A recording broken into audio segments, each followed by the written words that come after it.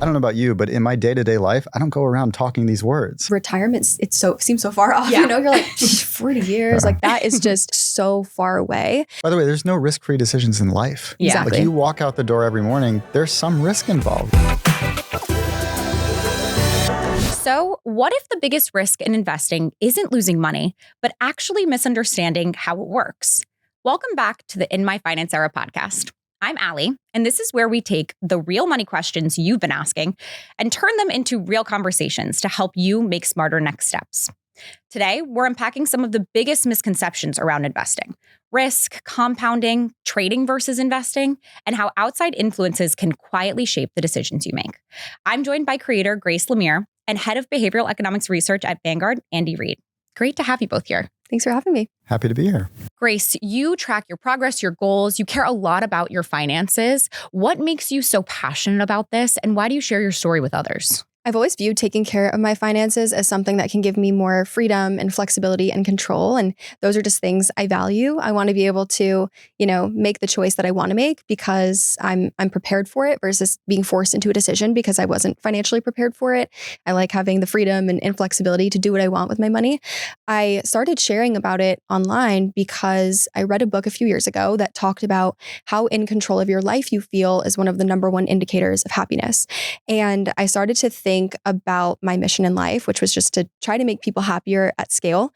And so I said, okay, let me think about where a lot of my friends feel really out of control of their life. And it was their finances. They were always coming to me for financial tips and tricks and asking me what I was doing. And, so I said, okay, maybe that's where I start. So I started posting about personal finance online and trying to help people feel more in control of their life at scale. You talk about control and choices, Andy. I can't think of anyone better to have here today to talk about that as we think about financing and investing and what it means and how the decisions that you make affect it. You've been in research for 20 years. You're an absolute expert on this. Thank you for being here. What makes you so passionate about this? Why do you get up every day and study it? It's a great question. So I've been really passionate about studying how people make decisions, really the psychology of decision making for the last couple of decades, the ways in which we make decisions and how much we sort of stray from what sort of the rational looks like. And it's not because we're deliberately trying to be irrational. It's because we're humans, right? And so we have emotions, we have intuitions, we have biases. And in many cases, especially when it comes to finance, making the rational choice is a lot harder than experts might make you believe.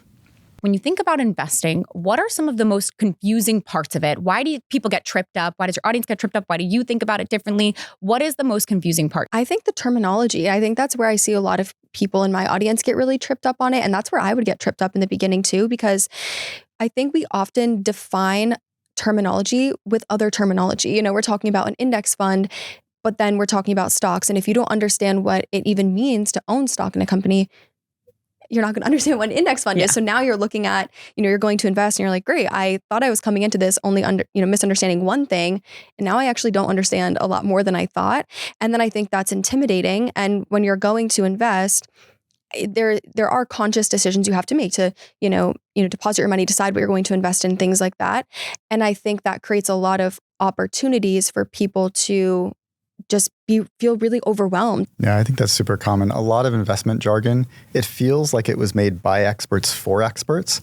But to the average person, these complex terms like compounding, diversification, risk, it's really abstract, right? It's hard to sort of get an intuitive sense of, okay, what does this mean?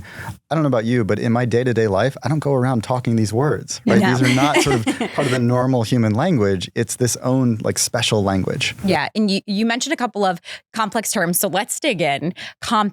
Can you tell us what it is, what it means, and why it's important to do it? Yeah, so compounding at the highest level refers to how investments grow over time. And it's one of the most common misconceptions is underestimating the power of compound growth.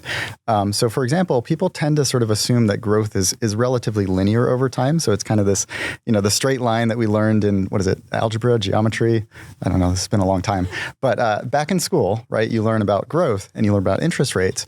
And simple interest is the equivalent of, imagine I give you a penny and every day I give you one more penny. After 40 days, on the 40th day, I give you 40 pennies, right? Not bad. But now imagine it's compound interest, not simple interest. And every day I double the amount of pennies that I give you. After 40 days, how much money would I give you? I don't know. You're quizzing me and I'm not good at quick math. You're not alone. So most people cannot do this calculation in their head. The answer is about $11 billion. Oh my goodness. Right? So way more than 40 pennies. But people tend to systematically underestimate the compounding. In fact, most Americans will underestimate compounding. And what that leads to is saving less and investing less for long-term goals like retirement. The magic of compounding is all about time. Right? It takes time for the real compound growth to kick in. So compounding works slowly to start, right? Doubling the pennies, the first few days, you're still getting pennies, maybe a few dollars. But by the end of that sort of 40-day period, it really hits an inflection point, and all of a sudden you're compounding interest on top of interest on top of interest, and you get these sort of considerable gains. So all else equal, compounding is one of the most powerful forces in finance, but it all depends on getting started early and taking advantage of a long time horizon. Yeah. And you talk a little bit about that kind of getting started early. Maybe you can talk more about why it's so important to get started early and what might happen if you don't. Just some of the aspects of the time and the value that you have with time ahead of you for some of our younger audience members. Yeah, I mean, the younger you are, the more time you have in front of you, and time really is your superpower, right? So even a modest rate of return, like let's say, 7%, which a lot of people say, oh, that's not much in terms of rate of return, but 7% returns compounded means that every 10 years, give or take, your money doubles. So after the first 10 years, it doubles. After 20 years, it's quadrupled. After 30 years, it's octupled. I don't know. This is another word. It's the word for it. It's gone up, 8x, right? So that's pretty significant. If you wait 10, 20 years and then you say, okay, now I'm going to start investing, your time horizon shrinks from, many decades to far fewer. And so the effective, power of compounding is quite diminished. Grace, do you ever feel like when you were starting your investing journey, or any of your friends or any of your followers, do you feel like starting early was something that just wasn't top of mind for people around you or even yourself? Oh yeah, because I think when you're young, retirement, seems so far off. Yeah. You're like 40 years, that feels like so far away. And also when you're fresh out of college or when you're young, what in my experience and talking to my friends and my followers, you're thinking more about the in the moment things that are your current responsibilities of how am I managing my new paycheck? Maybe that's the most that you've, ever had in a paycheck. So now you're trying to figure out, what do I do with that? You might have student loan debt. I had student loan debt. So I'm thinking, okay, this seems like more of a pressing thing than 40 years down the line. I'm looking at my debt right now in this moment. Retirement to me is so far away. Yeah. So I think it's one of those things that it just seems so far away that it just becomes not a priority. But I think when you learn more about compounding and you start to understand it and you understand why time is so important, instead of it seeming so far off, you realize how much of an opportunity that time is rather than that's a later problem. Yeah. And I think people tend to focus on returns. They're like, how do I get maximum returns? But you can't control returns, right? None of us control the market. But what you can control is time. And all else equal, investing for twice as long at half the rate of return gives you a better final outcome than investing for half as long for twice the return. And this is the power of compounding, right? It kind of hurts our brain to think about it. But when you realize the power, it's like, okay, how do I get started as early as possible? How to give my money the longest sort of runway to grow? And all else equal, you'll be better off in the long run. Yeah. We talked a little bit about kind of the risk of not starting early and the importance of starting early. Can we dig a little bit more into risk? What does risk mean when it comes to investing? What are the things we should know about risk? And what are some of the key risks we should look out for? Or should we ever take on risk? Give me all of it. Yeah. So I think the key word there is risks, plural, right? So when people think of risk, a lot of times they jump straight to risk of losing money. Right. That's the one that, I think he's mentioned, it kind of worries people. It scares them off of getting into the game when it comes to investing. But there's many different types of risks when it comes to investments. So yes, the risk of loss is one. But even on the gain side, risk is really about sort of uncertainty of outcomes, right? The range of possible futures when it comes to investments. So it could be, your investments could grow by 20%. or they could decline by 20%, or anything in the middle, right? Even on the gain side, a riskier investment will have a wider range of outcomes over the long run. There's another type of risk that I think people tend to overlook, which is the risk of not investing. And you kind of alluded to this. And this really comes in the form of inflation risk. So if you think like cash under the mattress or just keeping all your money in savings, it feels safe. Yeah. And indeed, like it is less risky than investing, because the risk of losing all of your money is slim to none. But what you're really doing is taking on a different type of risk in the form of inflation, which is to say that over time, if your money doesn't keep up with the rate of inflation, your purchasing power is going down. So you are losing money. Your balance isn't necessarily going down, but what that balance buys you, like when it comes to buying the things you want, living the life you want, is going to be decreasing over time. So that's the risk of not investing or waiting too long to invest. There's other types of risks like over concentration risk, which is putting all your eggs in one basket. We can get to that later. But that's the tricky thing about risk. There's many different flavors of risk. I'll add one more wrinkle. It's not, and I think you alluded to this earlier, it's not just about like inherent risks in the world of investing. Risk is also a feeling, right? It's a pit in your stomach. It's a feeling of like, I don't have a good feeling about this. This is a little scary, and maybe I'll back away slowly to avoid maybe losing money. Mm-hmm. I think I started to feel more comfortable with the idea of risk when I realized that the way that I think of it, at least, is that there is risk associated with any decision that I make. Like with investing, there will be risk with investing. However, there's also a risk by not investing. So I have to think about what risk do I feel more comfortable with? And I have to kind of to weigh those and really think, okay, yeah, am I comfortable risking, if I make the choice to not invest at all, am I comfortable with the risk of getting to retirement? And if I just saved cash the whole time, am I comfortable with, it maybe not being worth as much because it, lost value to inflation? And I think for a while I was trying to find the risk-free decision. And I wish there was one. There's not one. Yeah. There's just not, yeah. By the way, there's no risk-free decisions in life. Yeah. Exactly. Like you walk out the door every morning, there's some risk involved, right? Mhm. You drive down the highway, you go on a plane, there's risk. But there's usually some reward that makes the risk worth it, right? So you have to think about these as trade-offs. And as you said, if you don't take some risks when it comes to these long-term sort of the big goals in life, it's going to be a lot harder to achieve that goal, as you said, through the safe route, right? Savings alone, not going to get you to retirement. What do you consider with risk when you're selecting funds and kind of the type of investments that you want to make? Yeah. So in the world of investing, you kind of have like a higher level choice to make, which is, do you want to invest in individual stocks or bonds? Right. So you do want to hand pick the choices. Sometimes that feels like the simple choice to make. You recognize the brand name. You're like, all right, I can do this. Buy one and that's all I need. Yeah. And it's familiar and it's concrete and you know exactly what you're buying. And it kind of gives us a false sense of safety and that it's like, hey, this is less risky. The reality is investing in an individual stock is considerably riskier than investing in sort of a bundle of stocks, let's say. And so that's where mutual funds come into play. And index funds are sort of a way to invest in a broader index of stocks or bonds. And another word for index is sort of the benchmark, right? So we've probably heard of the S&P 500. So it's more or less some 500 of the biggest publicly traded companies in the US.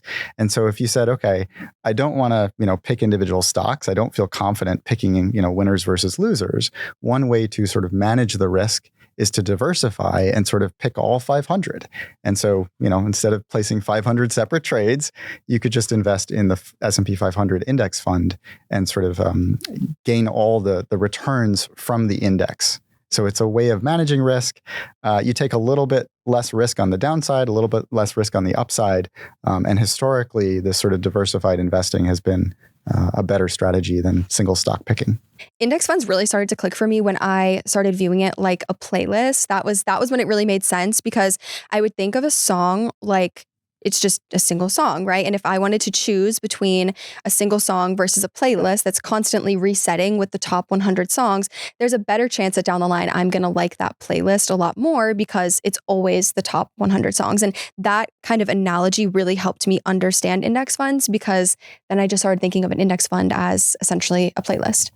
Yeah, I think the key word that you use is sort of chance, right? Like risk is about probabilities. It's about the odds. And so the way you can manage the probabilities and odds is sort of spreading your risk through diversification. So if you invest in just one stock or one song in that case, the odds of things going south, the odds of losing money are considerably higher versus spreading your investment risk across many different investments, many different stocks through a mutual fund, for example. So all else equal, one stock is much more likely to lose money than 500 stocks. And in the short run, those odds are also quite different, right? So in the short run, you're much more likely to lose money than over, let's say, 40 years of consistent diversified investing in the stock market. And it's not to say you have to invest in that one stock forever and ever, or that one index fund forever and ever. But when I think about risk, I'm like, okay, yeah, which one do I feel like would mitigate that risk more and feel more comfortable? And for me, that's like an index fund. Mm-hmm. Yeah, it's the eggs in a basket, right? Don't put all your eggs in one basket. Can you reiterate what inflation is, like in layman's terms? I think the way that I've always thought about it, I think it's one of those terms it's confusing, and it's abstract. It's hard to actually conceptualize. And the way that I've always thought about it is that over time, as the cost of things gets greater and greater, the money that I have now will go, won't go as far. Is that accurate? How would you explain it, like in layman's terms? Yeah, I think that's spot on, right? Things get more expensive over time, whether it's food, whether it's housing, whether it's the price of gas. Historically, those prices, inch up year over year, sometimes dramatically, sometimes gradually. And so that same money in your account doesn't go as far. Now, the other historical trend that works against people when they're sitting in cash is that the rate of return on cash historically doesn't keep up with the rate of inflation. And so as things get more expensive, the balance in your savings account or checking account is not growing at the same rate. So it's a bit like, being on a moving walkway but walking in the wrong direction, right? So you're walking forward, but you're moving backwards because the speed that you're walking is less than the speed that the walkway is moving. So you're not going to get very far if you do that. Grace, you talked before about how your friends, your followers come to you with questions. What does this mean? What should I look for? My little brother and sister do the same. And I don't think that this is rare. In a recent Vanguard survey, we found that 63% of young adults say they invest because of FOMO, the fear that they're missing out on financial opportunities. Financial noise is out there. It's everywhere. These cultural influences are strong. How do you kind of cut through that noise to carve the path for your own journey and feel confident in the choices that you're making? I think especially with, just being online, you have everyone's opinion at your disposal. And it's easy to want to just like get information here and here and here and here. And then you're sitting there with all that information and you're like, oh my goodness, so-and-so does this and so-and-so does that. But then you're still left trying to figure out what do I do? But now you're trying to take all those inputs to figure out what your output is going to be. So the way that I think about it for myself is let me find a couple of trusted sources and use that to help inform what I do, then to learn from it and say, okay, what do I actually think about that? How do I feel? How does that feel in my mind and in my body? The reality about investing is that it's an individual sport, right? Like it's deeply personal. You have to do what's right for you, what's right for your goals, your preferences, your risk tolerance. Like you can't let other people choose your destiny. Now, in terms of the trusted sources, I think that was a great point. The key there is that trusted and trustworthy are two slightly different things, right? Just because you trust someone doesn't mean they're worthy of your trust. And what we find in research is that younger generations are turning to friends, family, social media, AI for financial advice, which may not be as accurate as professional sources. Keep in mind, a professional like an advisor is legally required to give you recommendations and advice that are in your best interest as an investor. But outside of the industry, nobody else is legally required. So they can tell you whatever they want, right? They could sell product to you. They could give you advice that's one size fits all and not personalized to your own individual situation. So I think, for people just getting started with investing, talking to a professional can be a really good idea if you're really feeling, as you said before, sort of paralyzed and uncertain about how to get started. And I love that you brought up the topic of risk tolerance and like when you're investing as an individual, how you actually feel about it. Mm-hmm. Because as much as it is a practical, like a tactical thing to invest, there is an emotional element of it too. And I think mm-hmm.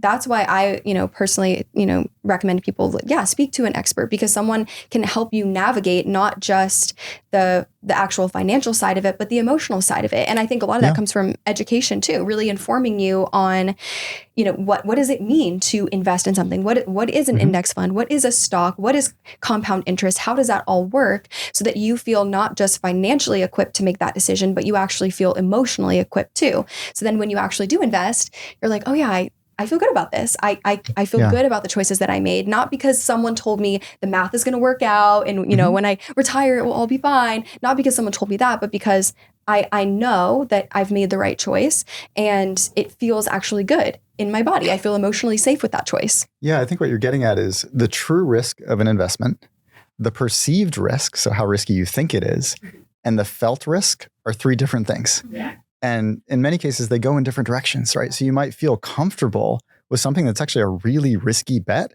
but you don't understand how risky it is. And so it feels safe, it feels known. I fell into this trap when I first got started with investing. The first 2 investments I made were single stock picks. And there were companies that I knew, there were things that I bought, you know, in my everyday life. And in one in particular, I was convinced there was like an announcement coming down the line about like a new hardware that this company was going to put out. And I was like, this is going to unlock this company's potential. And the announcement came out, nothing happened to the stock. But then a few months later, they put out a new product that's in everybody's pocket. And it worked out okay. In retrospect, I realized, oh my God, I got lucky. Like I thought I was being clever. I thought I was being rational and strategic. I thought I was doing my homework.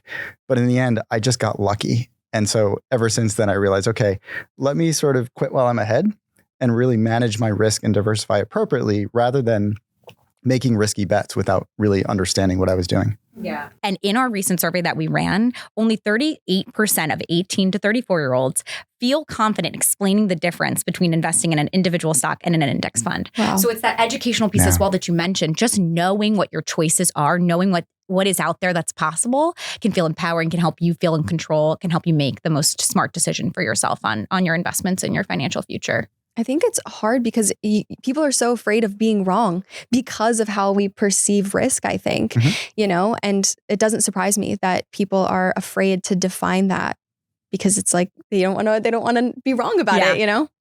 All right. We talked about a lot. We covered a lot today.